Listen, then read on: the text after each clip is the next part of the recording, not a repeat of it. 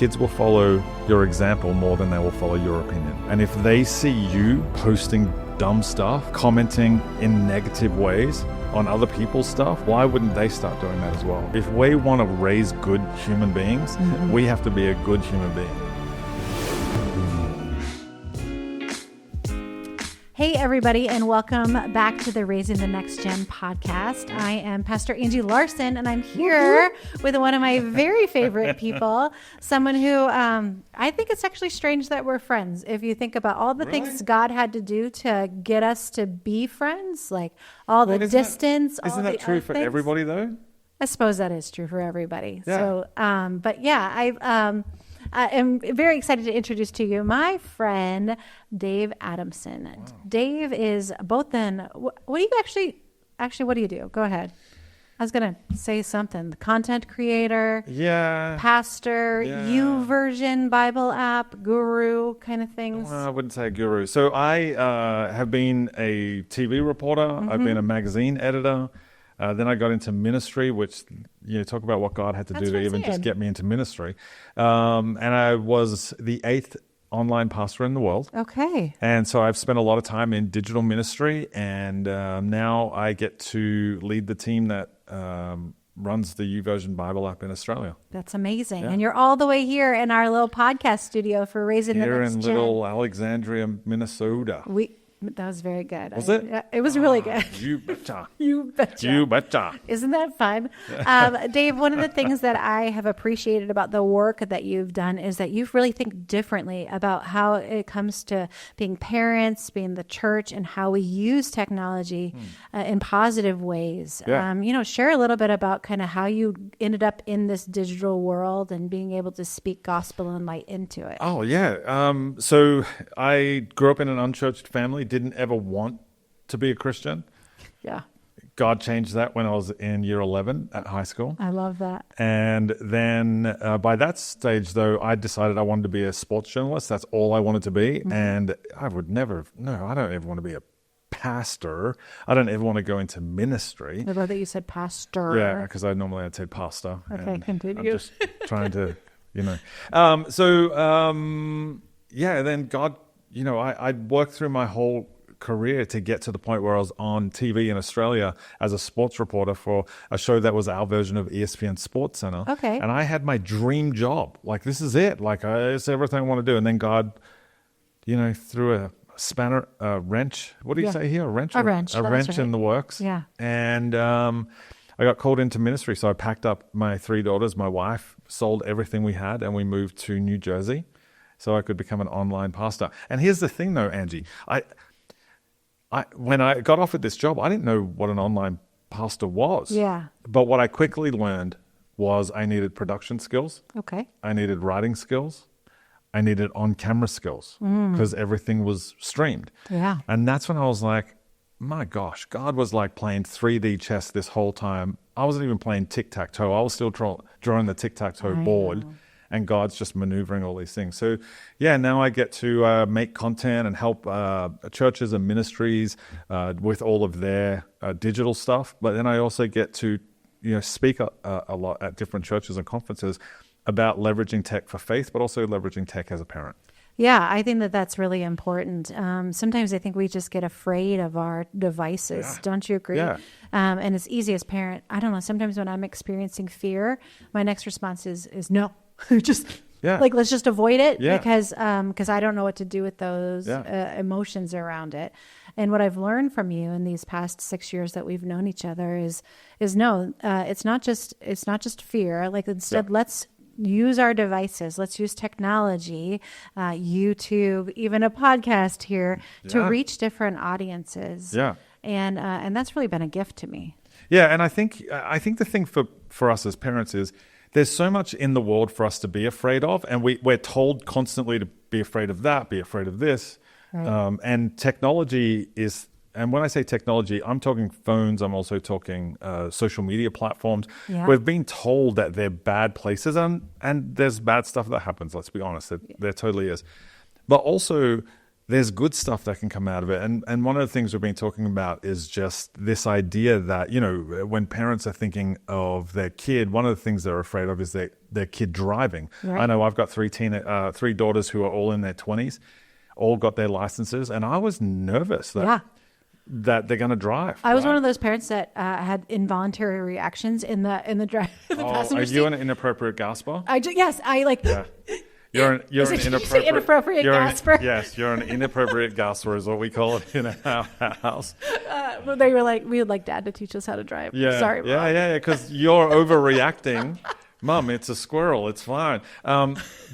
So teaching your kid to drive is like teaching them to use social media. Yeah. Both are things we should be hesitant about, but both also can bring so much freedom and so much opportunities. Right? So I think we just have to, like we teach our kids to drive, we have to sit in the passenger seat when it comes to social media, when it comes to digital, when it comes to technology as well, and maybe inappropriately gasp sometimes just to get their attention. That's very fair. I love that. Get their attention back to, hey, what are you actually using this platform for? Yeah. So what advice do you give for parents when it comes to, you're saying you're trying to get them to use their seatbelts to kind of try and lean in? Yeah, I try to use that car analogy, right? So one of the first things you teach your kid is put your seatbelt on, right? Now, the seatbelt in the car doesn't mean, just because they put it on, doesn't mean that they're going to avoid risk. Right. It just makes them prepared for risk. Oh, I love So when that. it comes to social media, when it comes to any platform that your kids might be using,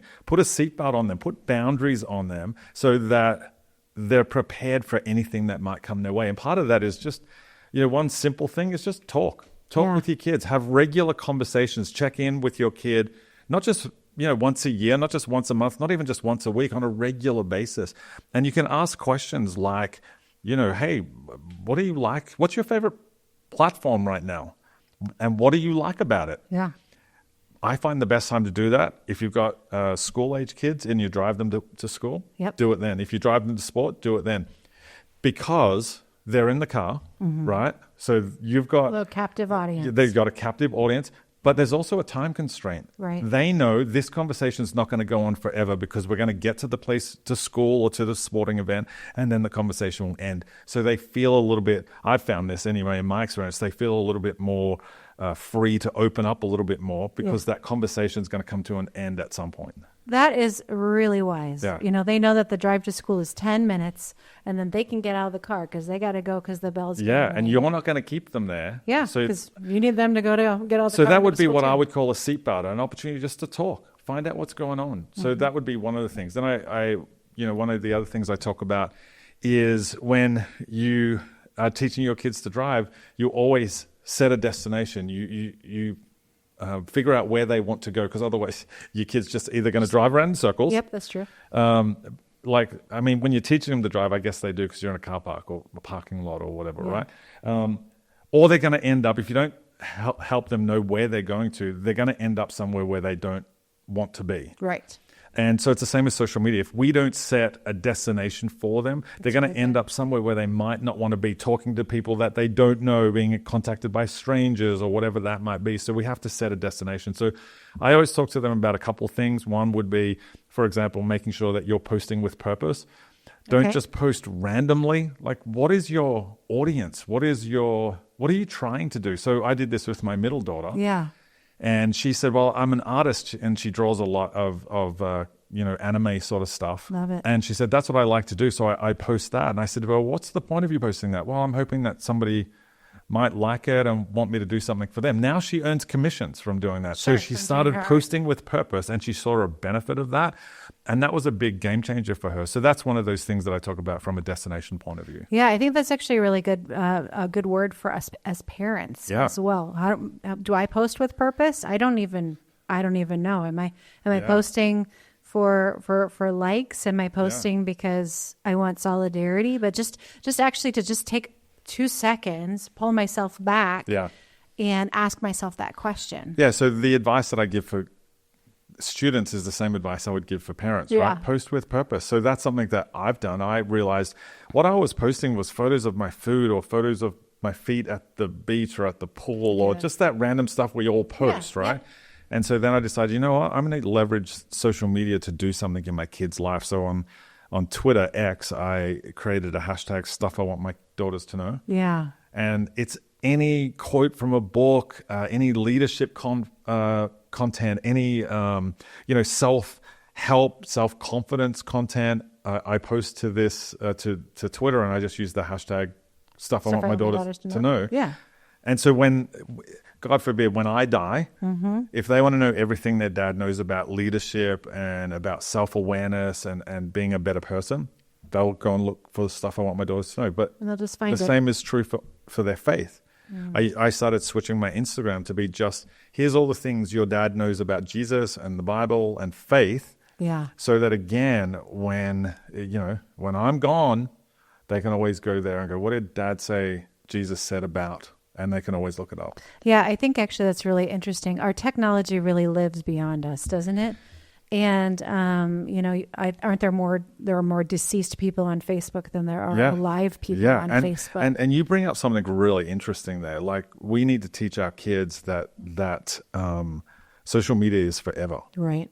Like, there's so many, we were talking with Kim Carr earlier, and she was sharing that kids have lost their college opportunities, scholarships. Scholarships and everything because of something they posted in middle school. That's crazy. And I always teach my kids, have always said to them, just because you think you're sending it to your best friend doesn't mean she or he might always be your best friend. And it doesn't mean that they won't screenshot that and share it with somebody else. That's true. And so we have to be aware of those sorts of things as well. And teaching our kids that whatever you post on there, it's there forever. It's there forever. Yeah. Yeah. I've heard it called your lifelong resume. Yeah. That it all exists out there. Yeah, and, that's exactly what it is. That's a really different perspective. But colleges, they look at our social media. I'm hiring right now. And first thing I do when I get a resume is we go and check out the person's social media to see what sort of person they are. Yeah. Right? That's just what happens nowadays. This is life in the modern world. And so we have to teach our kids that that's the impact of that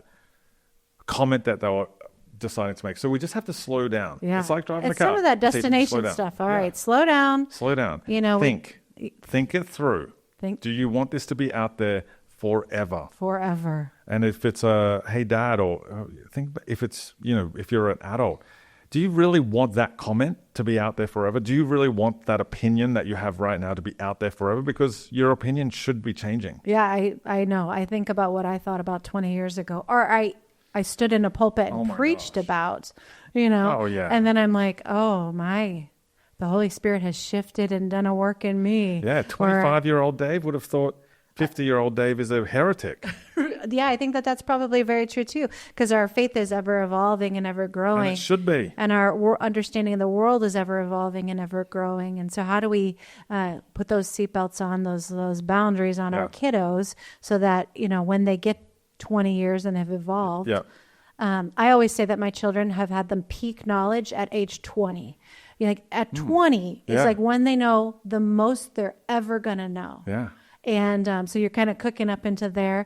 We always joke with our son Sawyer that his priorities in life are being right, and then God, and then girlfriend, and then family, kind of in that, because he's still on his way up. But then at about 20, you start to know stuff again. Yeah. They start to get this realization that oh my goodness, there are things in this world that I don't have as full of an understanding on. And that's when parents get smart again. It's true. Where they're like, hey, some stuff. Yeah. But I think, my eldest daughter moved out of home, and about 2 months after she moved out of home, she called me and said the 3 words every dad wants to hear. You were right.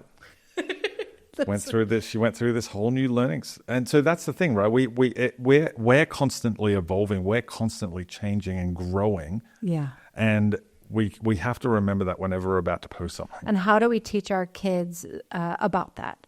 How do we sit there and say at 16, you're not who you were when you were 3. Yeah. You're a very different person. Yeah, I think there's not. That's hard. It is really hard, and there's not a secret tip or hack that will just, if you do this, it will get through and your kid will follow it. But I think it's that ongoing conversation that I spoke about. It's constantly checking in. But the other key thing? Kids will follow your example more than they will follow your opinion. I love that. And if they see you posting dumb stuff, commenting in negative ways on other people's stuff, why wouldn't they start doing that as well? Right. So if we want to raise good human beings, we have to be a good human being. Yeah, that's true. And I think it's okay for us to say to our kids, you know, this is what I saw online today, or this is what I wanted to comment on today, or this is what I wanted to do with ChatGPT today. But I thought about it and I decided for my long-term good and the long-term mental health of myself, I decided I'm not going to do that. Yeah. And even, hey, you know that thing I posted? I wanted to apologize. I took it down. I realized that that's not who I want to be. Yeah. Or who I want to be remembered as. I don't have a legacy of. Even more so. Yeah. So yeah, again, like going back to me, what are my kids going to remember from my social media? Yes. Here's the stuff that I've learned about faith. Here's the we have to, it comes to not just what you post, but it's how you use your devices as well. Yeah.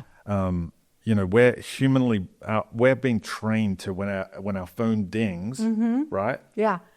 Little Pavlov moment. Yeah. Yep. When I'm out date night with my wife, I mean, again, all of this ties, right? Yeah. So why do I take a date night every week with my wife? Part of the reason is because I love my wife. Yeah. Another part of it is I want my girls to see me do that because I want them to marry people who are going to date them for the rest of their life. But if I'm with my wife and we're having dinner and my phone buzzes and I pick it up, I'm instantly out of that moment. And psychologically, we can't, and it's not enough just to turn your phone upside down. Right. Because here's the thing, if my phone buzzes, I'm not really listening to you anymore. I'm thinking about what is that? But did you know that psychologically you're doing the same thing? Yeah, I actually read that having your phone upside down on the table, actually you break intimacy. You break the opportunity for trust in any relationship. Yeah. And like, honestly, the question is your Amazon package delivered as important as the person sitting across the table for you? And the bunny crossing your stairs on the Ring camera, whatever it is. It's so true. But we've made it even harder, right? Because I've got a smartwatch on. Yeah, me too. So if my phone's downstairs, I'll still get a ping. Like, why do we do this to ourselves? That's a good question. It always reminds me, Angie, of, the story of the Israelites getting out of Egypt, right? They're 400 years in slavery. They get out, they're in the wilderness, and then they complain. And what do they keep saying? Oh, it was better in Egypt. Wish we could go back to Egypt. My gosh, I never understood that. Yeah. I for years I would read that story and I go, I don't get it. You know when I got it? When I realized I was checking emails on the weekend and when I was on vacation. Yeah. And that's when I realized I was carrying Egypt in my back pocket. The slavery. And I kept going back to slavery without even realizing it. Oh, so we have to start to teach our kids this stuff. But I don't think we can do that until we've taught it ourselves. That's very fair. It's going to leak. Whatever's in us is going to leak out onto our kids, right? I agree. And we have to decide, I want purpose to leak out. I want a positiveness to leak out of me so that my kids get that and they absorb that. And then we can watch them become better human beings as we become better human beings. Right. And I think it's okay for us to say to our kids, hey, you know what? I'm learning. Here's something I'm learning lately about my phone use. Yeah. Can we talk about that? Because then it's showing them I'm a constant learner as well. Right. And so if my dad is and my mom is, then maybe I need to be as well, or grandpa is, or uncle, or whatever. We try and practice humility a lot in our house. They're just saying like, we're going to have bad days. We're going to have bad moments. We're going to have times when like Ryan and I aren't super to each other, or I snap at the kids because it's been a long day. And really those moments of coming back in, we can do that with our technology use too. Hey guys, yesterday I sat on the computer instead of engaging you, and this is not how I want to be. So help me to just be a little bit better. How powerful is that for a kid to hear that? Yeah. Not only is it powerful in your relationship with your kids, but it models for them what you want them to do. Yeah. So there's a lot of responsibility on us as parents, but it's not something that I think we should go into with fear. Right. That sense of accountability or that sense of responsibility that we have to make our kids better when it comes to this stuff. Yeah. I think that should start with us. I agree. We should we should use that as the motivating factor for us to get better.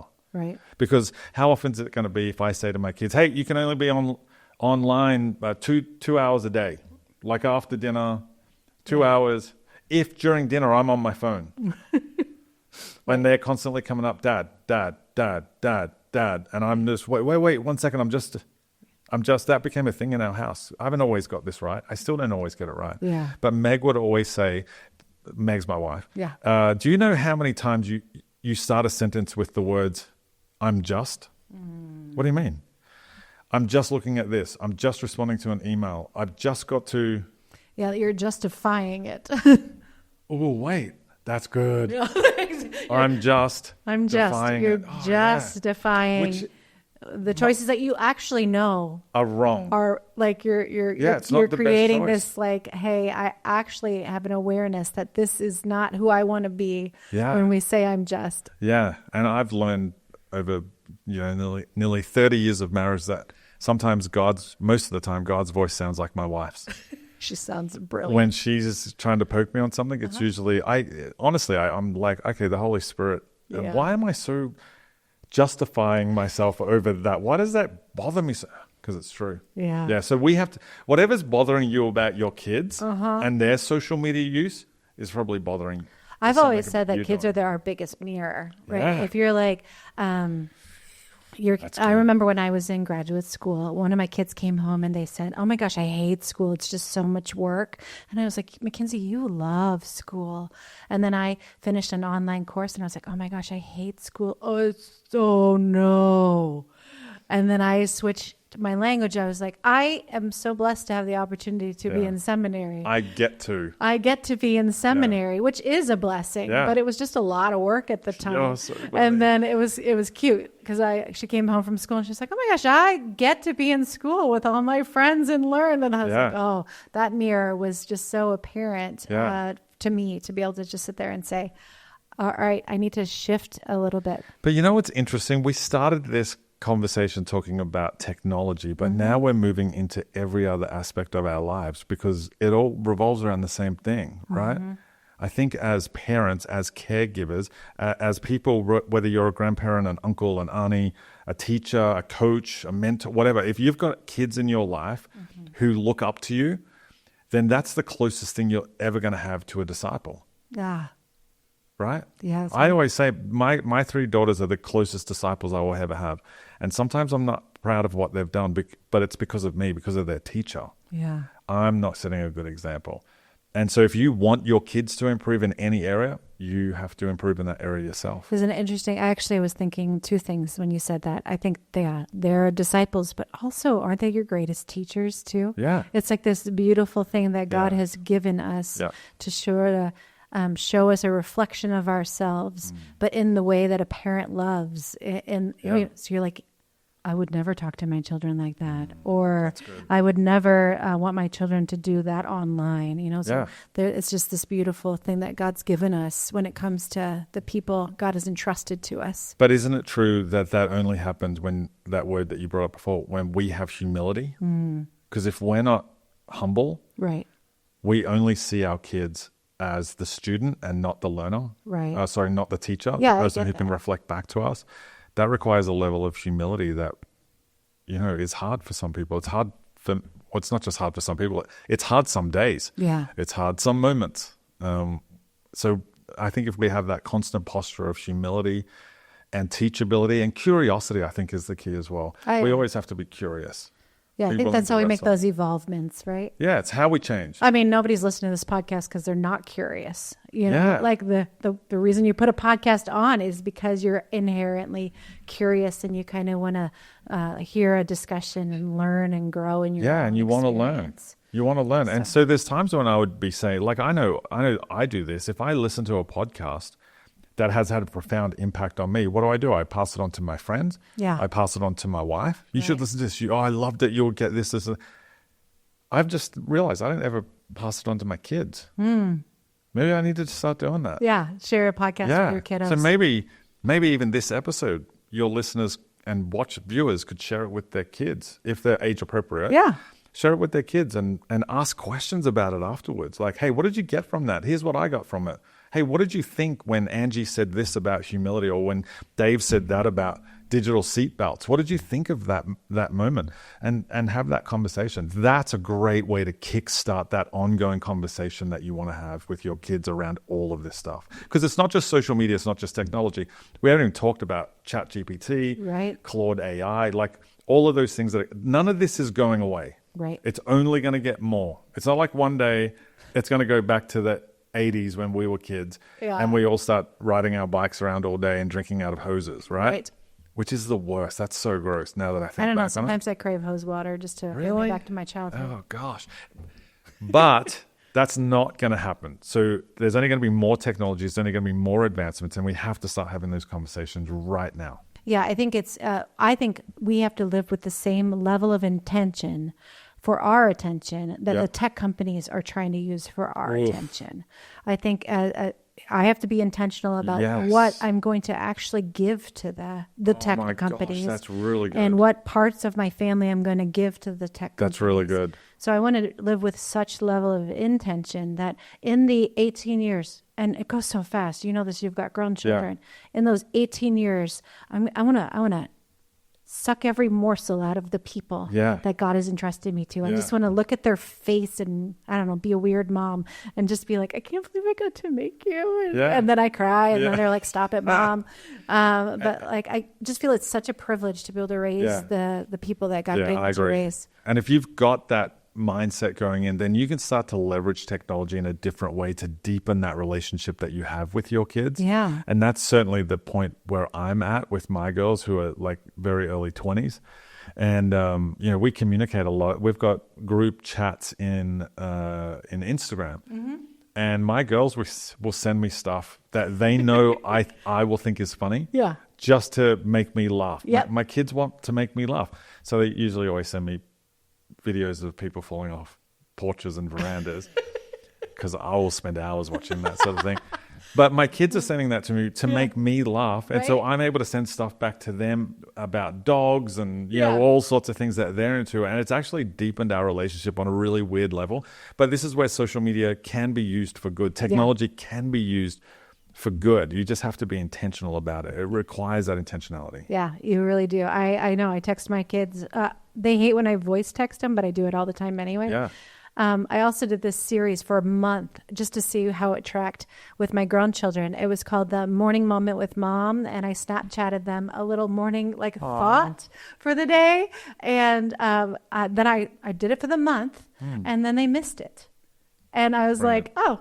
I just was scrolling through my snaps in the morning, and then there was morning moment with Mom, and then it was just awesome. Hey, I'm having this thought about decaf coffee, whatever. It didn't matter. You should do that again. Yeah, but it was fun, and then the fact that they missed it. Now we still do it, but it's more intermittent. I was trying to see if they would even bite.